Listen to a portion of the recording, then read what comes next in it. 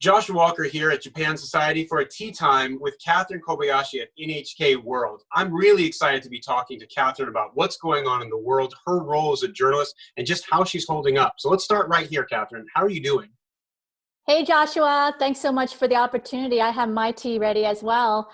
I am doing well. Thank you very much for asking, and thank you for this amazing opportunity to speak with you. I'm very grateful. I feel very blessed. I have my health. I have a roof over my head. I have food on the table. It sounds cliche, but I really feel that way. I feel so grateful.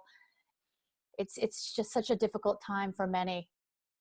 So you've been at NHK and NHK World reporting on some of the biggest issues. You actually experienced 3/11 over there as well. Are there kind of any similarities you see here, or is this such an unprecedented case that you're kind of not able to use any lessons that you've learned in your journalistic career so far?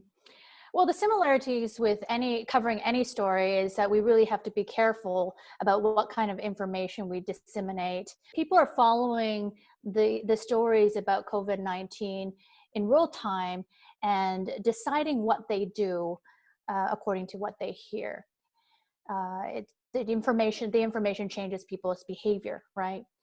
So I think that's one of the biggest differences. If Governor Cuomo says, stay at home, people stay at home. So we really do have to be careful even more. We have to be on our toes and make sure that what we put out there is factual. Even more so now, we have to be extremely critical in our thinking. It's a great example you just used. I was thinking back to 3/11 and just kind of the impact that had in Japan, but to a lot of Americans and others around the world, it was kind of something on a news screen. Now we're all living this in real time. And even these press conferences where journalists are covering, they're the only kind of interaction that these leaders are faced with. And you see it in real time every day at the White House, some of the controversial statements that are coming out. Do you feel an added sense of responsibility as a journalist, as being one of the only kind of people that gets to interact with these leaders now? That's the case with any story. What we journalists have to really be careful that we don't take anything out of context. We do have to do our due diligence, make sure that we don't take everything at face value, follow up on all our sources, double check everything. It's that way for any story, really. We have a responsibility, journalists have a responsibility to make sure that they don't spread misinformation. Yeah, the idea of disinformation and misinformation, we're seeing a lot of it play out in real time. It seems like the entire field of journalism has kind of been shocked into the last 6 weeks. It's almost like we're advancing 10 years ahead. What do you think journalism looks like after COVID? How are you thinking about this in terms of your own career and experience? Perhaps now that we're getting used to talking to people over Zoom and Skype and over the phone, maybe we'll be doing more research using technology such as this. Yeah, I've been really interested to see how actually, because we spend a lot of time working with our friends in Japan and the US, actually this crisis has put us closer together because everybody is at home right now. It's the same whether I call my parents in Japan or call my brother right up the street in New York. And it's interesting, it actually feels like it's bringing people together because we're having a shared experience. It feels like a global moment, unlike 9/11 that was very much a New York moment, 3/11 that was very much a Japan moment. Do you feel that same way? And kind of what do you think that means more broadly about kind of, your friends, your network, what it will do for you? I have family and friends in Canada and in Japan and in different parts of the United States. Um, you would think that you would be lonely at home all the time, every day, but this has really brought people closer. I think I think that people who you haven't even spoken to for a long time are reaching out and getting in touch with people, asking if they're okay. And I have been doing the same. So certainly it's brought us closer together, I feel. And fortunately, we have the technology to be able to do so. You were there on 3/11 and you worked tirelessly to cover 3/11.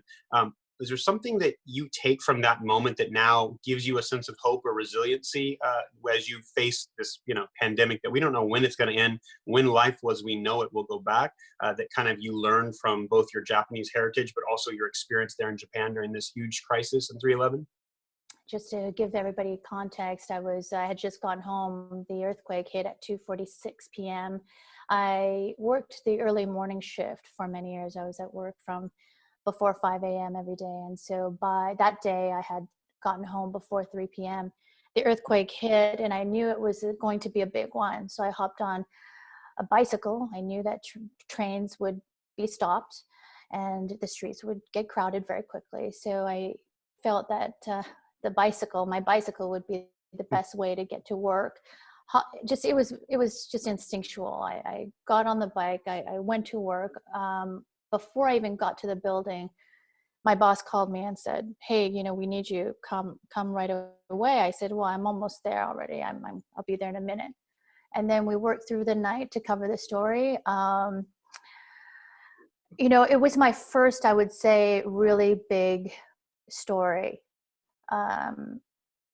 Initially, we were very concerned because of the nuclear reactors, the meltdown there.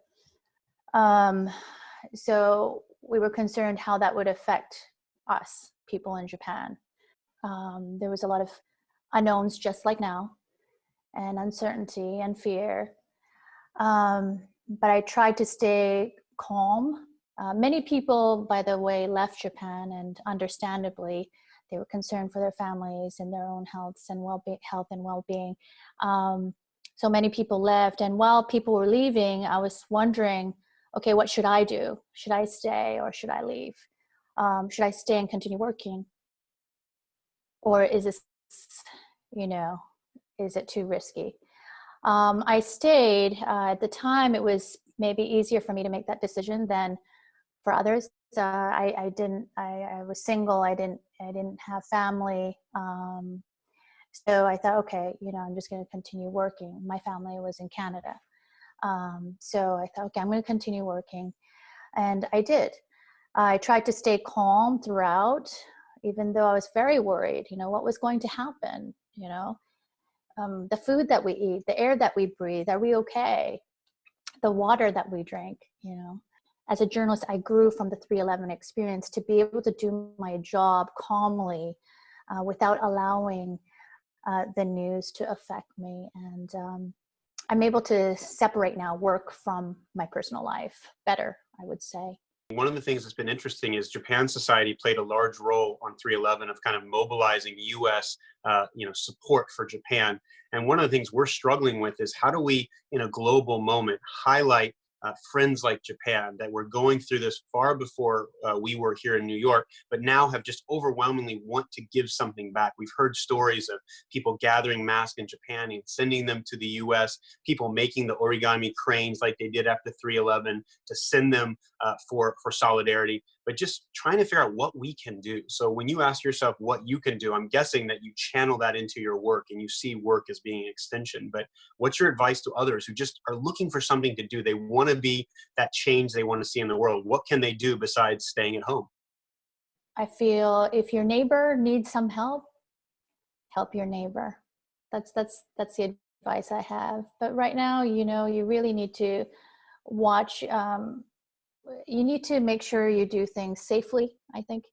Um, Even if you're healthy, you could contract the virus somewhere. Even if you think you're healthy, you may be asymptomatic and give the virus to somebody. So you really have to be careful. I understand that people want to help, and I think that's very important. I think it's good to start from your community, your neighbors, people down the street. And when there's an opportunity to do more, of course, by all means, if you can do that safely, I think that would be a great idea. Great. Well, thank you for that advice. Thank you for telling us what you're up to. Thanks for doing what you're doing. We need reporters. We need journalists with the type of integrity you've described. Thanks for what you do here in New York and for NHK World. And we're looking forward to being able to get back in person the next time we get together. Thank you for joining us, Catherine Kobayashi. Thank you so much, Joshua Walker. I had a really great time, and thank you very much for the opportunity.